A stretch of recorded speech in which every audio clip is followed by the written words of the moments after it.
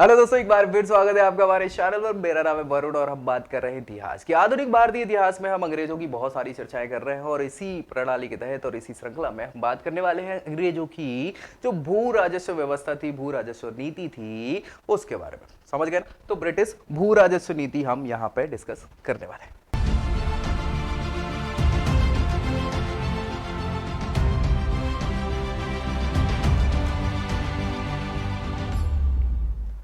चलिए स्टार्ट कर लेते हैं। स्टार्ट करने से पहले अपन थोड़ी सी चर्चा कर लेते हैं। देखो, ये देख पा रहे होंगे आप, बहुत इंपॉर्टेंट है ये। एक तो भू राजस्व मतलब होता है जमीन से राजस्व लेना, मतलब टैक्स जो हुआ कर रहा था, जो जमीन से टैक्स लिया जाता है ना, आज भी सरकार लेती है ना। सो प्रॉपर्टी टैक्स के नाम पे, है ना। अभी क्या है कि अभी जो भू उस समय जमीन ही हुआ करती थी हमारे पास, वो व्यवस्था से कैसे टैक्स लिया जाता था। अब उसके लिए भी ब्रिटिश सरकार ने अलग अलग क्षेत्रों में अलग अलग प्रकार की व्यवस्थाएं या नीतियां अपनाई। एक ओवरव्यू की अगर बात करें तो ये पूरा भारत उस समय का है और इस पूरे भारत पे अंग्रेजों ने ये तीन कलर आप देख पा रहे होंगे, ये यहाँ पे ये ग्रीनिश कलर जो आप देख पा रहे हैं, ये हुआ करता था। ये सबसे पहली व्यवस्था है और सबसे इंपॉर्टेंट भी बोल सकते हैं इसको। इसको बोलते हैं स्थायी बंदोबस्त। क्या बोलते हैं? स्थायी बंदोबस्त। ये बंगाल, बिहार, उड़ीसा वाले क्षेत्र में इसको जनरली फैलाया गया। अगर बात करें तो ये उस समय 19% भाग पे हुआ कर रही थी। कितने पे? 19% क्षेत्र पे भारत के। ठीक है, ये नीचे आप ब्लू ब्लू कलर का देख रहे हैं ना, ये और ये वाला क्षेत्र, ये जो है ये हुआ कर रही थी आपकी रैयतवाड़ी व्यवस्था, है ना। रैयतों में इसमें बांट दिया गया था सारी चीजों को और ये लगभग 51% क्षेत्र पे हो रही है। और भाई महलवाड़ी व्यवस्था की अगर हम बात करें, ये रेडिश रेडिश जो कलर आपका दिख रहा है, ये सारे क्षेत्र पे लगभग 30% भाग पर ये व्यवस्था स्टैब्लिश करी गई थी, है ना। सो ब्रिटिश क्षेत्र में लगभग ये हो गया ना 20 और 30 50 और 50 और 50 100, है ना। सो 100% क्षेत्र में ये तीन प्रकार की व्यवस्थाएं यहाँ पे हो रही थी। और कई बार ये क्वेश्चन सीधा पूछ लिया जाता है, इसी की हम यहाँ पे बात कर रहे हैं। टैक्स वसूली कैसे कर रहे हैं अंग्रेज, ठीक है। तो ये माफी चाहूंगा। भारत में ब्रिटिश आर्थिक नीतियों पे तो हमने डिस्कस किया है पिछले वीडियो में। तीन प्रकार की आर्थिक नीतियां थी ये, जिसमें इन्होंने पूंजीवादी व्यवस्था को फैलाया, जिसमें हमने सबसे पहले देखा वित्तीय व्यापारिक या वाणिज्यिक पूंजीवादी व्यवस्था, फिर औद्योगिक और फिर हमने वित्तीय पूंजीवादी। इसी को आगे बढ़ाते हुए भू राजस्व नीति को हम डिस्कस करने वाले हैं। सो आर्थिक नीति के अंतर्गत 1765 में जब बंगाल पूरी तरह क्या हो गया, अंग्रेजों के अधीन हो गया, तो बंगाल, बिहार और उड़ीसा की पूरी दीवानी इनको प्राप्त हो जाती। क्या प्राप्त हो जाती? दीवानी, मतलब आप हर प्रकार से राजस्व वसूली का पूरा अधिकार किसको है? अब अंग्रेजों को हो गया। कहां का? बंगाल, बिहार और उड़ीसा का। ठीक है, तो इस समय भू राजस्व में नमक कर भी शामिल हुआ करता था। नमक टैक्स, जिसके लिए गांधी जी दांडी यात्रा करेंगे, वो तो अपन आगे पढ़ेंगे। तो नमक का टैक्स भी इसी भू राजस्व में इंक्लूड किया जाता था। 1771 में वॉरेन हेस्टिंग जो है भारत में गवर्नर जनरल बन जाते हैं, है ना। सो वॉरेन हेस्टिंग ने एक प्रणाली चल रही थी उस समय की, द्वैध शासन प्रणाली। द्वैध शासन प्रणाली का मतलब क्या हुआ करता था? द्वैध शासन का मतलब ये होता था कि शासन जो है एक्चुअल सिंहासन पे भारतीय व्यक्ति बैठा है, लेकिन सारे कानून है, नीति निर्देश है, वो किसके चल रहे हैं? अंग्रेजों के चल रहे हैं। यानी दो प्रकार से यहां पे व्यवस्थाएं है, इसीलिए उसको द्वैत शासन, दो लोगों का शासन चल रहा है, अंग्रेजों का भी भारतीयों का भी, एक ही जगह पे, उसको द्वैत शासन कहते हैं। तो वॉरेन हेस्टिंग आए और उन्होंने क्या किया? द्वैत शासन को खत्म कर दिया 1751। इसके बाद दीवानी का जो कार्य चल रहा था, जो दीवानी इनको प्राप्त हो गई थी ना, दीवानी इन्होंने अपने हाथ में ली। किसने? वॉरेन हेस्टिंग्स ने। और 1772 से भू राजस्व की एक व्यवस्था चालू करी, जिसको 5 साल, आपने अकबर की 10 साल प्रणाली सुना होगा, है ना। सो 10 साल प्रणाली की जगह इन्होंने 5 साल प्रणाली चालू करी। 5 साल प्रणाली मतलब भू राजस्व को 5 साल के लिए तय कर दिया गया और उसको आपको देना पड़ता था। अब वो आप चाहे इकट्ठा दे दो, चाहे अनाज के रूप में दे दो, या फिर क्या कर दो, आप उसको ईएमआईज में कर दो कि अलग अलग समय पे, महीने के महीने, साल के साल हम दे पा रहे हैं। ठीक है, सो वो 5 साल व्यवस्था हुई, जो किसने चालू करी? Warren Hastings. इसके बाद जो व्यक्ति क्या करता था? ऊंची बोली लगाता था, बोली लगवाई जाती थी। अब भैया ये टैक्स कलेक्शन करने हेस्टिंग्स तो जाएंगे नहीं ना भाई, कि हर घर पे जाके कि दो भैया चंदा दे दो या फिर टैक्स दे दो, ये थोड़ी करेंगे वो। सो इसके लिए इन्होंने क्या किया कि भैया जो भाई सरकार अलग अलग वो टेंडर निकालती है ना, सो इन्होंने टेंडर निकाले। अब जिन लोगों ने ज्यादा ऊंची बोली लगाई कि हम इस पूरे क्षेत्र का इतना पैसा आपको देंगे, हम दे रहे हैं डायरेक्ट, अब वो हम उनसे कैसे लें, क्या करें, वो सारी चीज, तो जो ऊंची बोली लगाता था उसको ये टेंडर मिल जाता था। ठीक है भैया, तो इसको अधिकार किसको दे दिए जाते थे? ऊंची बोली लगाने वाले को, है ना। यह जो व्यवस्था थी इजारेदारी इसको कहा जाता है। इजारेदारी पद्धति जो है वो ऐसी संतोषजनक थी नहीं, जिसमें क्या है कि अंग्रेजों को लगे कि कुछ अच्छा है। अच्छा, क्यों अच्छा लगे या नहीं लगे, क्या होता था कि कई बार, अब भाई बोली तो लगा दी आपने, बोला कि हम मान लो 1 करोड़ रुपया हम 5 साल का आपको देंगे। उन्हें 1 करोड़ रुपए लिए किससे, उस जमींदार व्यक्ति से, या वसूली जो करेगा, 1 करोड़ रुपए मिल गए। ठीक है, हो सकता है अगली बार वो 1 करोड़ की जगह 50 लाख, क्योंकि अकाल पड़ गया और कुछ हो गया तो 50 लाख में बोली मिले, बड़े से बड़े वाली पे डिपेंड करता है। मान लो कोई बोली लगाने वाला ही नहीं है, 10 लाख भी बोला किसी ने, एक लौता व्यक्ति है, तो वो 10 लाख में भी आपको देना पड़ेगा। तो इसका एक प्रॉपर सोर्स ऑफ इनकम नहीं है। प्रॉपर सोर्स ऑफ इनकम का मतलब कि एक्चुअली हमें इतना पैसा तो हमेशा मिलेगा ही, इसकी कोई वैल्यू थी नहीं, गारंटी भी नहीं थी। तो ये एक समस्या का विषय था कि हम उसको कैसे इंक्लूड करें कि हमें हर साल इस जगह से इतना पैसा का मुनाफा होगा, है ना। तो वही चीज चल रही थी, तो ये संतोषजनक नहीं थी व्यवस्था, इसलिए 5 साल के ठेके पर जो प्रथा थी उसको समाप्त कर दिया। कब, 5 साल बाद ही कर दिया, क्योंकि 72 में चालू हुई थी, 5 साल बाद 77 होता है, इसको खत्म कर दिया। अब क्या करें, आप कुछ नया तो चाहिए, तो भू राजस्व वसूली का कार्य इसने कुछ समय के लिए साल के दर पे कर दिया कि साल भर का भू राजस्व आपको देना पड़ेगा, 5 साल खत्म करके ईयर वाइज कर दिया। ठीक है, गवर्नर जनरल कॉर्नवालिस बाद में आते हैं, ये आते हैं 1793 में, तो ये इनकी वो व्यवस्था होती है, मेरे ख्याल से ये 86 के आसपास आते हैं एक बार, है ना। सो कॉर्नवालिस जब आते हैं, सो कॉर्नवालिस क्या करते हैं, भू राजस्व में सुधार करते हैं। अच्छा, कॉर्नवालिस ने बहुत सारी जगहों पे सुधार किया है, इन्होंने अपनी कानून व्यवस्था को भी कॉर्नवालिस कोड कहा जाता है, उसके बारे में भी चेंजेस करे और बहुत सारी प्रणालियों को चेंज करा। तो व्यक्ति अच्छा था, कहीं से खराब नहीं था। तो कॉर्नवालिस, मतलब ऐसा नहीं बोल रहा हूं कि मैं अच्छा था, इनकेस कार्यों के हिसाब से, नीतियों के हिसाब से, भाई लड़ाई झगड़ा तो इन्होंने भी करा है और भारतीय राज्यों को मिलाया है, वो अलग चीज है, लेकिन नीतियों की अगर बात करें तो कुछ अच्छा करने का प्रयास किया है। तो भू राजस्व में सुधार के लिए इन्होंने एक व्यवस्था लाई जिसको बोला जाता है स्थायी बंदोबस्त व्यवस्था। कौन सी, स्थायी बंदोबस्त व्यवस्था, परमानेंट सेटलमेंट इसको इंग्लिश में कहा जाता है। स्थायी व्यवस्था में क्या हुआ, ये तो हमने देख ही लिया था कि स्थायी रूप से यानी परमानेंटली क्या कर दिया, जमींदारी व्यवस्था और इस्तमरारी बंदोबस्त जो हुआ कर रहा था, इजारेदारी वगैरह, इसके नाम से भी इसको इकट्ठा कर दे। परमानेंट जमींदार, क्योंकि अब ये जमींदार को परमानेंटली आपने ये जगह सौंप दी, उससे ही सीधा पैसा लोगे और जमींदार क्या करेगा, बाकी लोगों से लेगा। कैसे लेगा, इसके संदर्भ में वॉरेन हेस्टिंग्स जो पहले आ चुके थे, उनकी काउंसिल के ये सदस्य, सबसे पहले जिनका नाम है फ्रांसिस, वो फ्रांसीसी नहीं थे, याद रखना है ना, नहीं तो कहोगे यार कि ये अंग्रेजों में फ्रांसीसी व्यक्ति, नहीं, फ्रांसिस है। इसने इस प्रकार का सुझाव पहले ही वॉरेन हेस्टिंग्स को दे दिया था, लेकिन जमींदारों के साथ स्थायी समझौता करने की बात करी थी।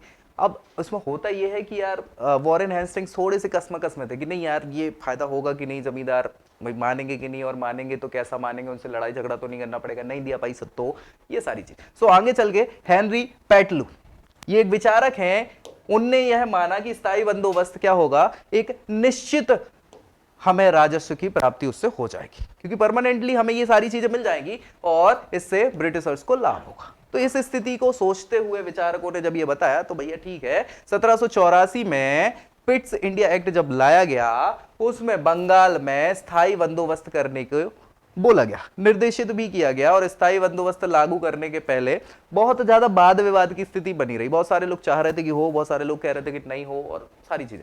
इसमें राजस्व बोर्ड के जो प्रधान हैं जॉन सोर, आगे जाके ये गवर्नर जनरल बन जाते हैं ना।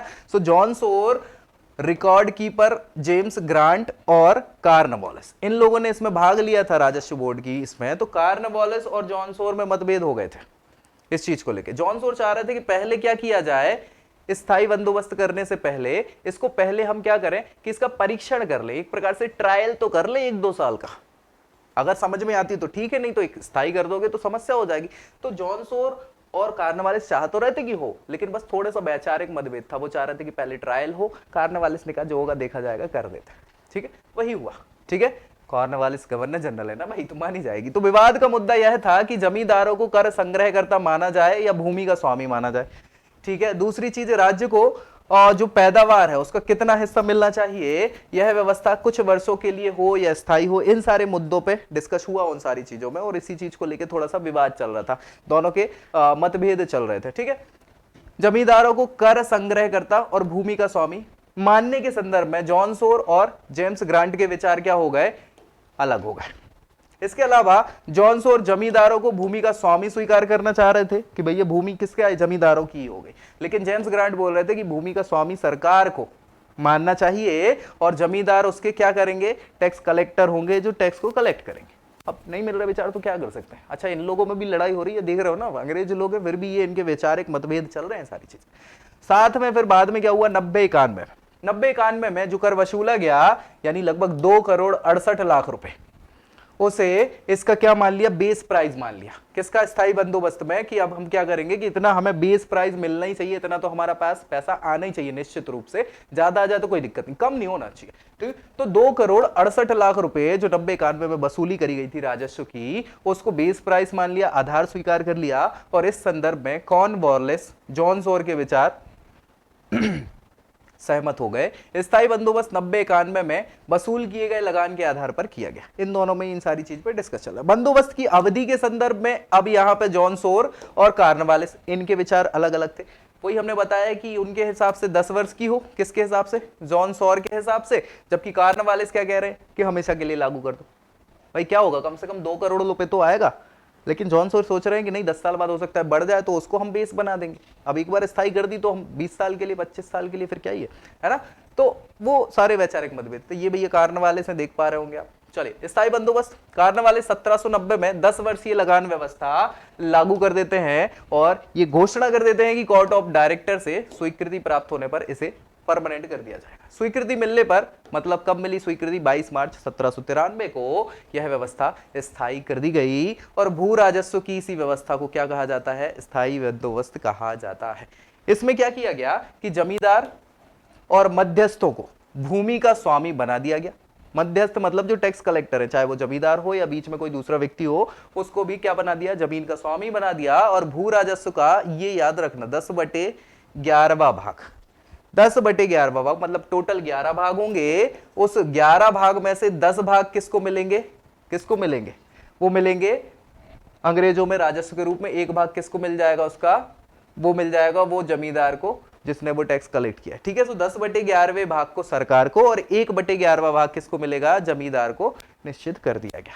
अब इससे क्या हो गया कि जमींदार लोग थोड़ा सा सांड पत्ती दिखाने लग गए, तेज चलने लग गए और फायदा किसका करने लगे, जमींदार अपना फायदा करने लगे। क्योंकि 1/11 भाग भी अगर आपको मिल रहा है तो जितना ज्यादा टैक्स कलेक्ट करोगे उसका 1/11 भाग मिलेगा, और कम करोगे तो उसका 1/11 भाग मिलेगा, है ना। तो यही हुई, तो जमींदारों को तो पैसा ज्यादा चाहिए था, तो वही हुआ। जमींदार भूमि के मालिक होने के कारण भूमि को खरीद या बेच सकते हैं। भूमि पर रैयतों के जो परंपरागत अधिकार है वो खत्म कर दिए गए, और चारागाह हो गया, नदी हो गया, जंगल हो गया, इन सभी सार्वजनिक भूमियों को भी जमींदारों के अधिकार में मान लिया गया। अब इससे समस्या पैदा होगी, क्यों पैदा होगी कि जो जंगल की भूमि है उसमें तो बहुत सारी जनजातियां रह रही, तो वो विद्रोह करना चालू कर देंगी, बिल्कुल करेंगी। चारागाह है तो किसान अपने पशु कहां चराएंगे, उसका भी टैक्स देंगे क्या, है ना। सो ये सारे कारण जो है ये विरोध का कारण बनते हैं और लड़ाई होती है इसमें बाकायदा, हम इस पे आगे डिस्कस करेंगे। जनजातीय विद्रोह जो हुए हैं, है ना, उन सारी विद्रोह में। अच्छा, 1793 में रेगुलेशन 14वें नंबर के, है ना, नियम 14 के द्वारा लगान वसूल करने के लिए सरकार को जमींदारों की संपत्ति भी जब्त करने का अधिकार हो गया। किसको, सरकार। अगर मान लो जमींदार ने वो ले ली है बेड या फिर टेंडर ले लिया हो और उसके बावजूद वो टैक्स नहीं दे रहा है, तो उसकी संपत्ति सरकार हड़प लेगी। हमें क्या करना, किसानों से। इसमें थोड़ा संशोधन कर दिया गया। 1794 में एक नया कानून बनाया जिसे सूर्य अस्त का कानून कहा जाता है। ये पूछ लिया जाता है कि सूर्य अस्त का कानून क्या है भैया, सनसेट लॉ, ये कई बार पूछा गया है। ठीक है, सो सूर्य अस्त का मतलब क्या है कि अगर किसी निश्चित तारीख को शाम तक सरकार को जो लगान आपको देनी थी या कुछ भी जो थोड़ा बहुत बचा है वो नहीं दिया गया, तो जमींदारों के विरुद्ध कानूनी कार्यवाही करी जाएगी और जमींदारी जो है उसकी नीलाम कर दी जाएगी। इसी को सूर्यास्त, सूर्यास्त का मतलब है शाम को जैसे ही सूर्य अस्त हुआ, मान लो हमने कहा कि हम 31 दिसंबर के दिन आपको क्या करेंगे, टैक्स दे देंगे, और 31 दिसंबर जैसे आजकल फॉर्म वॉर्म भरते हो ना आप, तो रात के 12 बजे तक का टाइम चलता है, डेट तो तब तक चलती है। लेकिन इनने कहा नहीं, 12-12 बजे का नहीं, शाम को, अगर शाम हो गई, सूर्य अस्त हो गया, आपकी डेडलाइन खत्म, अब हम क्या करेंगे, वो टैक्स को अपने हिसाब से वसूल लेंगे, ठीक है, वो चीज होती थी। यह व्यवस्था ब्रिटिश भारत के कुछ 99% भाग में लागू हुआ करती थी, जिसको हमने डिस्कस कर लिया है। इसे बंगाल, बिहार, उड़ीसा और उत्तर प्रदेश का बनारस डिवीजन, साथ ही साथ गाजीपुर क्षेत्र और उत्तरी कर्नाटक के क्षेत्र में लागू कर दिया गया। स्थायी बंदोबस्त से किसानों का बहुत ज्यादा शोषण हुआ और जो जमींदारी प्रथा हुआ कर रही थी उसकी अनुपस्थिति का जन्म हुआ। मतलब जमींदारी प्रथा पे ज्यादा जोर मिला, ठीक है, इससे समस्याएं पैदा हुई। दूसरी व्यवस्था की हम यहां बात कर लेते हैं, रैयतवाड़ी व्यवस्था। ये 1792 में, एक साल पहले स्टार्ट हो गई थी, लेकिन ये साउथ में हुई। कैसे हुई, क्या हुआ, देख लेते हैं। इसमें स्थायी बंदोबस्त जो चल रहा था बंगाल, बिहार, उड़ीसा में, उससे सरकार को हानि हो रही थी। क्यों हानि हो रही थी, क्या कारण था, क्योंकि जमींदार लोग भी अपना मुनाफा ज्यादा देखते थे, ये सारी चीजें थी, ठीक है। सो सरकार समय समय पर लगान का पुनर्निर्धारण करने वाली व्यवस्था लागू करना चाह रही थी, क्योंकि स्थायी बंदोबस्त में तो स्थायी हो गया था। मैंने कहा था कि 2,68,00,000 को आप बेस मान के चल रहे हो, लंबा कर दिए हो, तो हमेशा के लिए 2 करोड़ कितना हो गया, 68,00,000। तो आपको सरकार को कितना देना है, 2,68,00,000 ही देना है एटलीस्ट। और मान लो 5 करोड़ मिल गया आपको लगान, तो बाकी का सरकार से ज्यादा किसके पास रहेगा, वो जमींदारों के पास रहेगा, है ना। तो वही तो समस्या है, इससे सरकार को हानि होने लगी। तो अब चाहते थे कि ये जो बेस प्राइस है ये हमेशा हम चेंज करते रहें ताकि हमें फायदा हो, तो वही हुआ, ठीक है। सो इसलिए सरकार कृषि विस्तार और बाजार वृद्धि के साथ साथ बढ़ी हुई राशि का हिस्सा ले सके। सो इंग्लैंड में प्रचलित विचारधाराएं जैसे बेंथम, मिल, रिकॉर्डो, ये लोग बाग हैं, विचारक हैं, इनको अमल में लाना चाहिए। सो दक्षिण और पश्चिम भारत में बंगाल के समय स्पष्ट जमींदारी कोई वर्ग हुआ नहीं करता था, इसीलिए 1792 में मद्रास प्रांत के बारामहल जिले में सबसे पहले कर्नल रीड, ये इंपॉर्टेंट है, पूछ लिया जाता है, कहां हुआ, बारामहल जिले, कहां पे, मद्रास प्रांत में, कब हुआ, 1792 में, ठीक है। ये रैयतवाड़ी व्यवस्था को क्या कर दिया गया, स्टार्ट कर दिया। इनको पढ़ा जा सकता है क्योंकि इनका नाम है कर्नल रीड, नहीं इनको देख लो, बहुत है, पढ़ना अड़ना नहीं है, छोड़ो। इन नहीं चालू करी थी भैया 1810 में। थॉमस मुनरो, ये व्यक्ति भी इंपॉर्टेंट है, थॉमस मुनरो ने इसको और अच्छे से फैलाया है। मालाबार, कनारा, कोयम्बटूर, डिंडीगुल, इन सारी महत्वपूर्ण क्षेत्रों में भी इसको लागू कर दिया। दूसरी तरफ एक व्यक्ति है एल्फिस्टन, ये भी इंपॉर्टेंट व्यक्ति हैं, ठीक है। एल्फिस्टन ने इसे बंबई में लागू कर दिया। तो बंबई के गवर्नर प्रिगल हुआ करते थे उस समय। 1821 में भूमि का भली भांति सर्वेक्षण कराया और राज्य के लिए 55% शुद्ध भाग जो है उपज का, वो क्या कर लिया, तय कर लिया। 1835 में क्या हुआ, गोल्ड स्मिथ का नाम सुना होगा आपने, और जॉर्ज विंगेट, इनके द्वारा इसको फिर से, जो भूमि का सर्वेक्षण था उसको फिर से आरंभ किया गया और मार्टिन वर्ड की सांख्यिकी पद्धति पर इसको आधारित किया गया। जॉर्ज विंगेट को भूमि सर्वेक्षण का अधीक्षक नियुक्त किया गया और रैयतवाड़ी व्यवस्था को सबसे बड़े भाग में भारत के लागू किया गया। ये टोटल भाग का कितना हुआ करता था, 51% भाग भारतीय क्षेत्र का हुआ करता था। इससे कुछ फायदा हुआ, डिस्कस करेंगे। नेक्स्ट हम बात करेंगे महलवाड़ी व्यवस्था की। महलवाड़ी व्यवस्था ये तीसरी व्यवस्था है भू राजस्व की, जो बचे हुए क्षेत्रों में लागू करी गई थी और दूसरी सबसे बड़ी व्यवस्था कहलाती है। भारत में ब्रिटिश आर्थिक नीति के अंतर्गत लॉर्ड हेस्टिंग्स का नाम सुना होगा।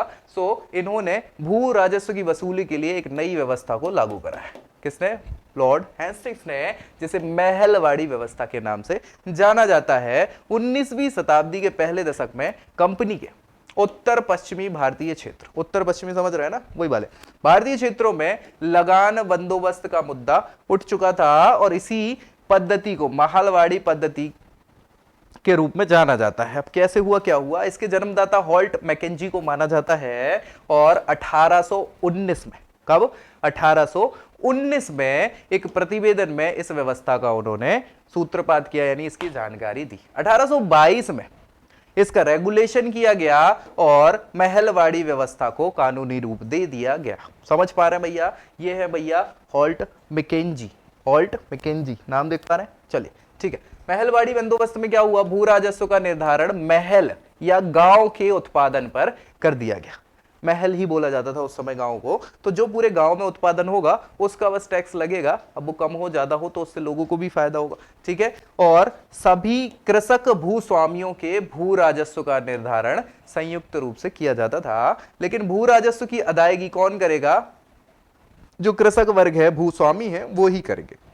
तो एटलीस्ट वहां जमींदारों का जो बिचौलिए लोग हैं उनसे तो हट गया, उनका तो साम्राज्य हट गया, उन लोग को ज्यादा फायदा होता था। अब सीधा कृषक वर्ग या सीधे सीधे भूस्वामी करेंगे। या फिर कई बार क्या होता था कि यहाँ पे जो गांव के पंच हैं, पंच सरपंच का नाम सुना हो, वो लोग इसको कर दिया जाता था अदायगी। इस व्यवस्था में लगान की राशि ज्यादा रख दी गई थी तो वो एक समस्या का विषय हो रहा था। और यह व्यवस्था उत्तर प्रदेश, मध्य प्रांत, उत्तर पश्चिमी प्रांत, पंजाब के कुछ क्षेत्रों में लागू करी गई थी। टोटल अगर बात करें तो 30% भाग था भारत का इस व्यवस्था के अंतर्गत। तो 51% रैयतवाड़ी, 30% महलवाड़ी और 19% हो गया आपका स्थायी बंदोबस्त। कोई दिक्कत परेशानी? महलवाड़ी व्यवस्था में बात करें तो उत्तर प्रदेश के इटावा, मुरादाबाद, फर्रुखाबाद, इलाहाबाद, कानपुर, गोरखपुर, बरेली, आगरा, अलीगढ़, सहारनपुर, हरियाणा के पानीपत आदि क्षेत्रों में इसको लागू किया गया था। 1833 के रेगुलेशन 9 में, 9वें नंबर का रेगुलेशन है, इसके द्वारा कुछ संशोधन किए गए। किसने किए? विलियम बेंटिक्स ने करे। और इस व्यवस्था में लगान तय करने के लिए मानचित्रों और पंजियों का, पंजियों मतलब रजिस्टर्स का प्रयोग किया गया। और नई भूमि योजना किसने बनाई? मार्टिन वर्ड के निर्देशन में तैयार करी गई। उत्तर भारत की भूमि कर व्यवस्था का प्रवर्तक किसको माना जाता है? मार्टिन वर्ड को ही माना जाता है। और रॉबर्ट वर्ड और जेम्स टॉमसन, इन दोनों के प्रयासों से 1833 से 43 के बीच में इस बंदोबस्त को महलवाड़ी व्यवस्था से और जोड़ के मतलब एडवांस कर दिया गया महलवाड़ी व्यवस्था को, इन दोनों के नेतृत्व में। भैया ये पूरी व्यवस्था हो गई महलवाड़ी व्यवस्था, और इसको संक्षिप्त रूप में हम यहाँ लेके आए हैं आपके लिए, ठीक है। एक साइड स्थायी बंदोबस्त दिख रहा होगा, रैयतवाड़ी, महलवाड़ी, ठीक है। कौन लेके आया? कॉर्नवालिस 1793 में, टॉमस मुनरो और रीड लेके आया 1820 में रैयतवाड़ी। महलवाड़ी व्यवस्था हॉल्ट मैकेंजी ले आए 1822 में।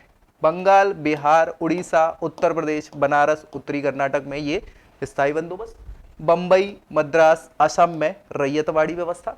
मार्टिन वर्ड ये लेके आए, कहां कहां लेके आए? उत्तर प्रदेश, मध्य प्रांत, पंजाब इत्यादि में, ठीक है। चलिए, समस्त अंग्रेजी भारत का 19% क्षेत्र स्थायी बंदोबस्त में है, यहां पे 51% सबसे ज्यादा, ठीक है। सो पूरे भारत का। और यहां पे 30% दूसरे नंबर पे। बहुत बढ़िया। भूमि अधिग्रहण सदैव के लिए जमींदार को दे दिया गया है ना, किसमें? स्थायी बंदोबस्त में। यहां भूमि का मालिक रैयतवाड़ी में रैयत हुआ करता था, मतलब किसान हुआ करता था, और यहां पे पूरे गांव का अधिकार हुआ करता था, ठीक है भाई। ब्रिटिश सरकार को राजस्व कौन देगा? जमींदार देगा।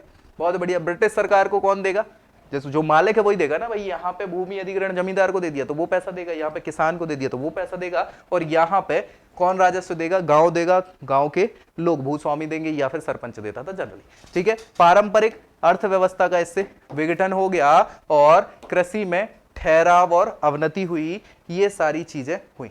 अच्छा, यहाँ पे जो टैक्स हुआ करता था महलवाड़ी व्यवस्था में, वो क्या हुआ करता था? वो 60% हुआ करता था, जो सबसे ज्यादा हुआ करता था, ठीक है। तो यहाँ समस्याएं होना चालू हुई। मतलब किन किन क्षेत्रों में? उत्तर प्रदेश, मध्य प्रांत, पंजाब, और यही क्षेत्र थे जहां पे ज्यादा खेती बाड़ी करी जाती थी, जिनसे विद्रोह को जन्म मिला। याद रखिएगा, इस पे हम डिस्कस अभी आगे करेंगे, ठीक है। तो ये सारी की सारी राजस्व व्यवस्थाएं हो गई, भू राजस्व व्यवस्थाएं, और जिसने आर्थिक नीतियों का मतलब ब्रिटिश आर्थिक नीतियों में ये नीति भी एक आ जाती है। नेक्स्ट वीडियो में हम डिस्कस करेंगे आपसे किसके, इन सारी चीजों के प्रभाव, और ये तो अपन ने देख ही लिए हैं एक प्रकार से। नेक्स्ट वीडियो में हम उद्योगों की बात करेंगे, विउद्योगीकरण कैसे हुआ, क्या हुआ। तो मिलते हैं नेक्स्ट वीडियो में, तब तक के लिए जय हिंद।